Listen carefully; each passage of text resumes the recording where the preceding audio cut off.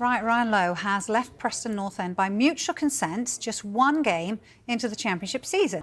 Lowe had this to say: "I've had an unbelievable 2.5 years, met some incredible people and coached some fantastic players, but I feel now is the right time to move on.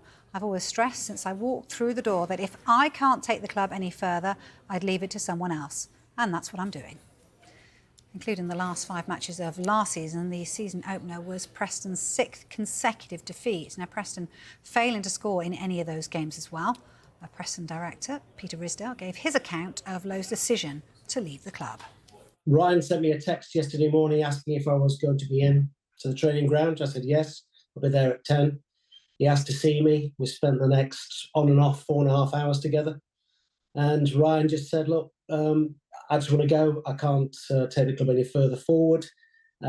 It's a combination of the back end of last season, I think, when we obviously had a difficult end to the season. Friday was tough for him. I don't think the atmosphere in the stadium after the result helped, which I understand, by the way, because supporters pay their money and they're entitled to their opinion.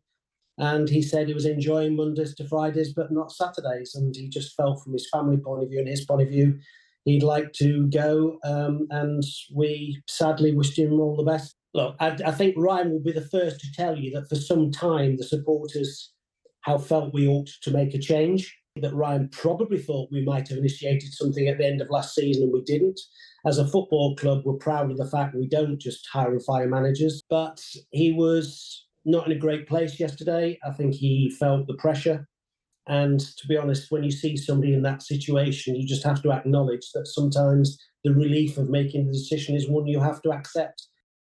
So, Ridsdale surprised by the decision, you have to say, and as a result, search for Lowe's replacement is very much in the early stages. The fact that until yesterday morning I had no idea he was going, the answer is no, I haven't got anybody lined up to replace him.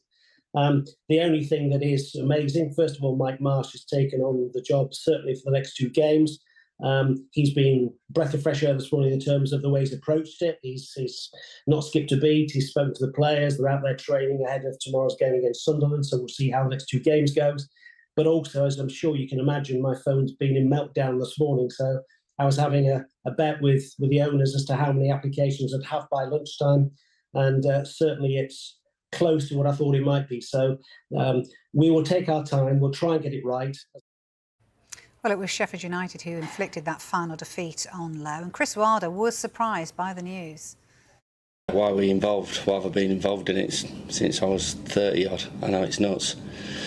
So that's the negative side of it, and sort of falls in line what happens at Championship level. I think it's a division that changes managers the most. So I'm sure Ryan's career won't be defined by his period at not in a large way at Preston, because they've had some really consistent results over his time there. But there it is. It obviously goes a little bit deeper than just one game. So yeah, you understand, as we all do, the pitfalls of being a manager, whatever level you're working at.